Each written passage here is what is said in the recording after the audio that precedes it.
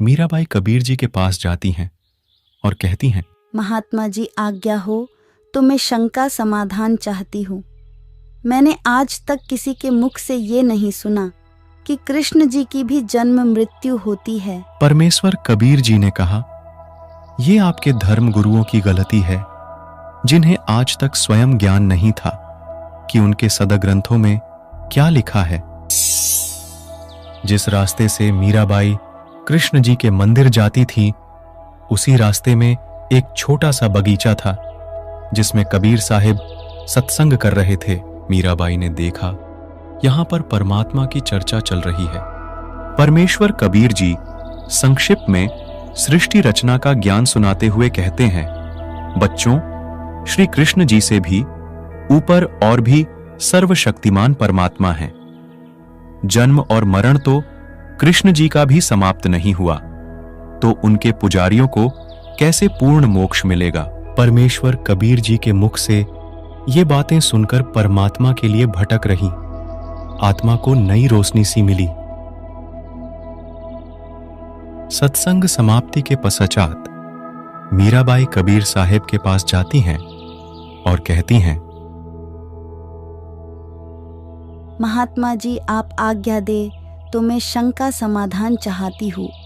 मैंने आज तक किसी धर्म गुरु के मुख से ये नहीं सुना कि श्री कृष्ण जी से भी ऊपर और कोई समर्थ शक्तिमान परमात्मा है। मीराबाई दौराहे पर खड़ी हो गई थीं। उन्हें समझ नहीं आ रहा था कि किनकी बातों पर विश्वास किया जाए। महात्मा जी मैं मानती हूँ कि साधु संत झूठ नहीं बोलते। मुझे पूर्ण मोक्ष की चाह है। कृपया करके मेरी शंका का समाधान करें। कबीर जी ने कहा, श्रीमद् देवी भागवत पुराण के 3 स्कंद में विष्णु जी स्वयं स्वीकार करते हैं, मैं विष्णु, ब्रह्मा तथा शिव नासवान हैं। हमारा आविर्भाव यानी जन्म तिरोभाव यानी मृत्यु होती रहती है। हम अविनाशी नहीं हैं।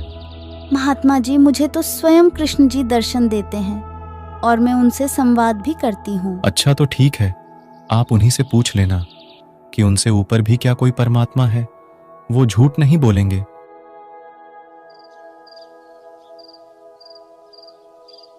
मीराबाई रात्रि के समय श्री कृष्ण जी का आवाहन करती हैं। त्रिलोकीनाथ प्रकट हुए। मीराबाई ने अपनी शंका का समाधान के लिए निवेदन किया, हे प्रभु, क्या आपसे ऊपर भी कोई परमात्मा है? परमात्मा तो हैं, लेकिन वो किसी को दर्शन नहीं देते। हमने खूब समाधि व साधना करके देख लिया है। मीराबाई ने कृष्ण जी से फिर प्रश्न किया कि क्या आप जीव का जन्म और मरण समाप्त कर सकते हैं? श्री कृष्ण जी ने मीराबाई से कहा कि ये तो असंभव है। जीव की जितनी अवधि होती है वह उतना ही जीता है, उससे ज्यादा एक श्वास भी वह नहीं ले सकता। मीराबाई को याद आया कि बगीचे में मिले संत जी ने उन्हें बताया था कि श्री कृष्ण जी से भी ऊपर भी एक और परमात्मा है। साथ ही उन्होंने ये भी कहा था कि मेरे पास वो मंत्र हैं जिनके जाप से जीव की आयु भी बढ़ सकती है। मीराबाई ने कृष्ण जी को बताया कि उन्हें बगीचे में एक साधु मिले थे और उन्होंने बताया था कि उनके पास ऐसे मंत्र हैं जिनके जाप से साधक सदा के लिए जन्म मरण से मुक्त हो जाता है। मुझे जितना ज्ञान था मैंने आपको बता दिया। आप उन संत की शरण में जाकर अपना कल्याण कराइए।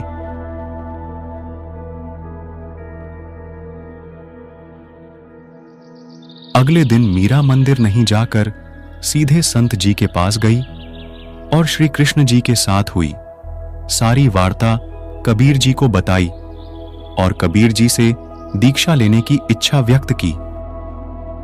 संत जी, मैं तो परमात्मा प्राप्ति के लिए निकली हूँ। मुझे तो पूर्ण मोक्ष की चाह है। कृपया करके नाम दीक्षा देकर इस दासी का कल्याण करे। वो देखो, सामने बैठे रविदास जी नाम दीक्षा देने के अधिकारी हैं। उन्हीं से विनम्रता से विनती करें और वो ही आपको दीक्षा देंगे। मीरा जी तुरंत रविदास जी के पास जाकर बोली। मीराबाई जी ने कहा, संत जी दीक्षा देकर कल्याण करें। कृपया करके नाम उपदेश दे और मेरा कल्याण करें। संत रविदास जी ने कहा, मैं चमार जाति से हूँ और आप ठाकुरों की बेटी हो। आपके समाज के लोग आपको बुरा भला कहेंगे। आप एक बार पुनः विचार करें। कल को जब कुतिया बनूंगी तब ये समाज क्या करेगा? मीरा के सच्चे भक्ति भाव को देखकर रविदास जी उन्हें प्रथम नाम उपदेश दे देते हैं। अब मीराबाई दोनों समय, दिन और रात सत्संगों में जाने लगी।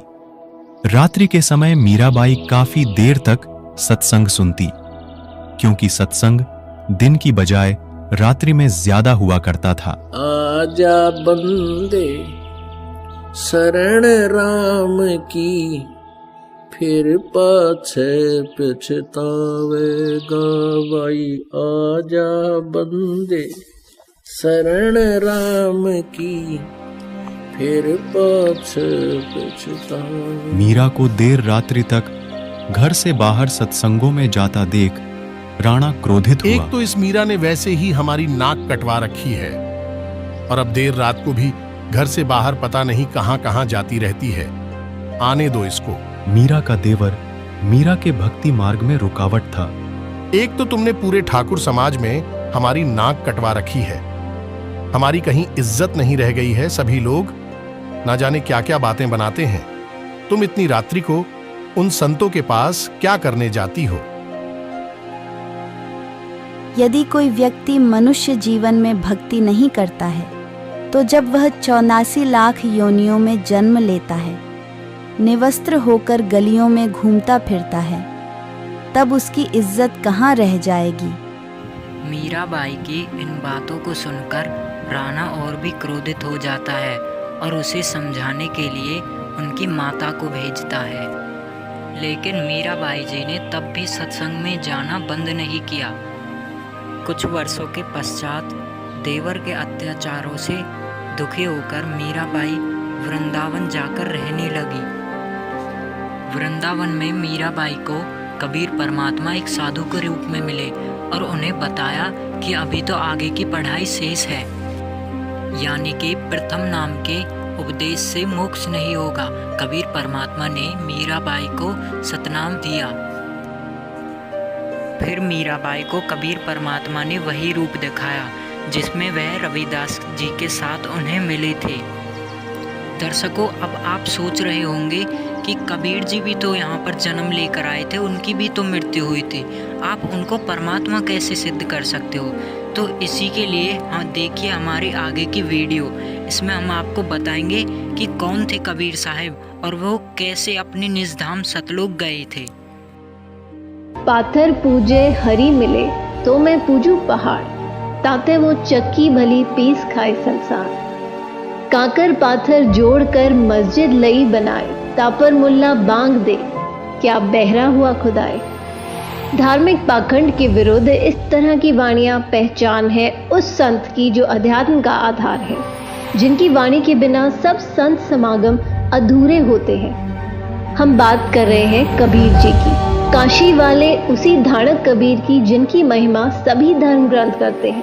कबीर जी ने हर प्रकार के धार्मिक सामाजिक पाखंड का अपनी मार्मिक वाणियों द्वारा घोर विरोध किया और हमें एक नई दिशा व सद्ज्ञान देने का अटल प्रयास किया। वेद पढ़े पर भेद न जाने, बाँचे पुराण 18। पत्थर की पूजा करें, भूल गए सिरजनहारा। कबीर गला काट बिस्मिल करें, वे काफिर बेबूजम।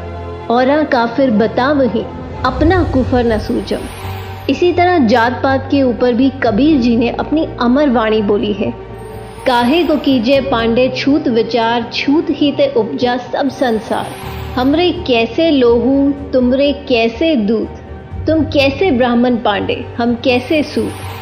कबीर जी इस तरह की वाणी सुनाते ही रहे और यही संदेश सुनाते सुनाते अपने सतलोक में सह शरीर चले गए। और कबीर साहिब जी जाते जाते भी 120 वर्ष की आयु में ऐसी भ्रांति को दूर कर गए जो उस समय पंडितों ने फैला रखी थी। काशी के तो पंडित कूके मगर मरो न कोय, वातो पृथ्वी सूची नाही, त्रिशंख पड़ा बिलाए। उस समय हिंदू धर्म गुरुओं पंडितों ने एक प्रथा बना रखी थी कि जो व्यक्ति काशी में प्राण त्यागता है उसे स्वर्ग प्राप्त होता है, तथा जो मगहर में मृत्यु को प्राप्त होता है वो गधा बनता है। कारण यह बताया जाता था कि मगहर नगर शिव के श्राप से श्रापित है। वहां की आमी नदी भी शिव जी के श्राप से सूख गई थी।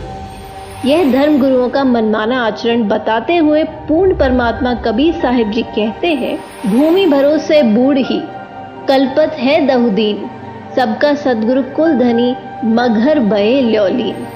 इस वाणी में कबीर साहिब जी समझाते हैं कि मनुष्य स्वर्ग जाएगा या नरक, यह मनुष्य के कर्म आधार से निर्धारित होता है। परमात्मा कबीर साहिब जी कहते हैं कि भक्ति करनी चाहिए, भक्ति नहीं करने वाला व्यक्ति दुनिया की किसी भी जगह मृत्यु को प्राप्त हो, उसे नरक ही प्राप्त होगा। मुक्ति खेत मथुरापुरी वहाँ कीना कृष्ण की लोल, कंस केसी चानौर से वहाँ फिरते डामाडोल।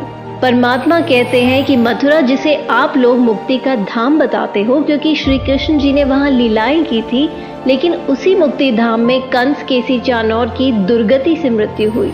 परमात्मा कहते हैं कि स्वर्ग नरक कर्म आधार से प्राप्त होते हैं, किसी जगह विशेष पर मरने से नहीं। कबीर जी ने इसी भ्रम का निवारण करने के लिए कहा कि मैं मगहर में अपना शरीर छोड़ूंगा और तुम सब देखना कि मैं कहाँ जाऊंगा।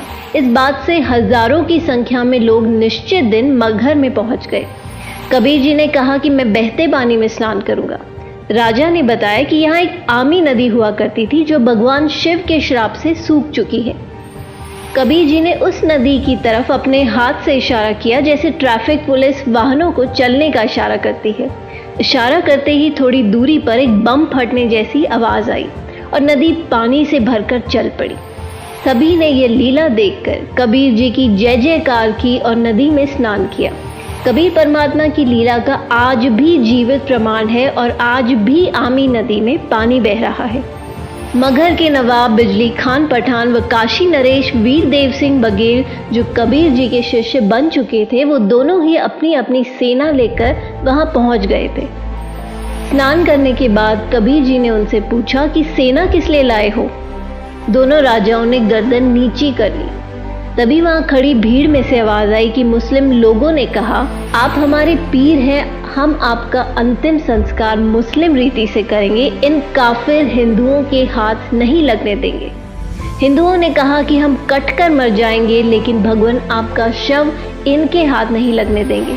दोनों धर्म के लोगों को एक दूसरे को मरने मारने पर उतारू देख कबीर जी ने कहा कि अरे नादानो, क्या 120 वर्ष तक तुम्हें यही शिक्षा दी मैंने? सभी शर्मिंदा हो गए।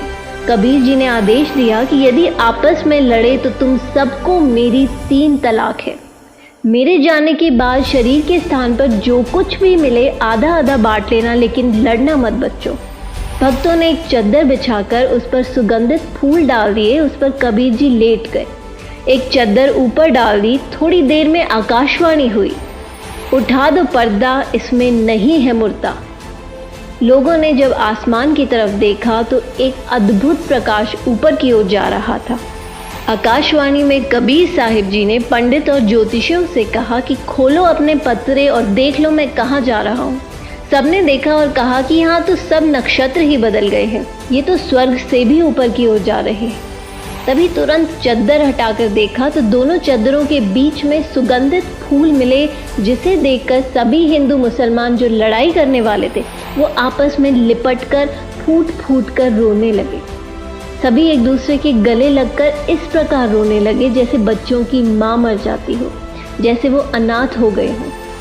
संत गरीबदास जी की अमर वाणी है, काशी तज गुरु मगहर आए दोहू दीन के पीर, कोई गाडे कोई अगन जरावे, ढूंढा ना पाया शरीर। आधे फूल एक चद्दर हिंदुओं ने व आधे फूल और दूसरी चद्दर मुसलमानों ने ले ली और वहीं पर साथ साथ यादगार बना दी। इसका प्रमाण मगहर में आज भी है और पूरे विश्व में केवल मगहर को छोड़कर ऐसी कोई जगह नहीं है जहां एक व्यक्ति की एक ही स्थान पर समाधि और मजार दोनों हो। अतः कबीर जी हमें जाते जाते भी ये संदेश देकर चले गए कि हिंदू मुस्लिम दो नहीं भाई, दो कहें सो दो जग जाई। कहा तो दोनों के बीच भयंकर युद्ध होना था और उसके विपरीत परमात्मा की दया से दोनों दीन हिंदू मुसलमानों में भाईचारा बढ़ा। लेकिन परमेश्वर दयालु है, उन्होंने जाते जाते भी उस अनर्थ को टाल दिया। तभी तो कहते हैं, आग लगी आकाश में झड़झड़ पड़त अंगार, संत न होते जगत में तो जल मरता संसार। वो परमेश्वर, वो संत जो विनाश से बचाने वाला है, जो प्राकृतिक परिवर्तन भी कर सकता है, वो कोई और नहीं, संत रामपाल जी महाराज जी ही हैं। जी हाँ, संत रामपाल जी महाराज जी, जो वर्तमान में पाखंडवाद को खत्म करते हुए सत्य भक्ति का मार्ग चला रहे हैं। मानव समाज से निवेदन है कि संत रामपाल जी महाराज जी के सत्संग सुने और उनसे नाम दीक्षा लेकर अपना मानव जीवन सफल बनाएं।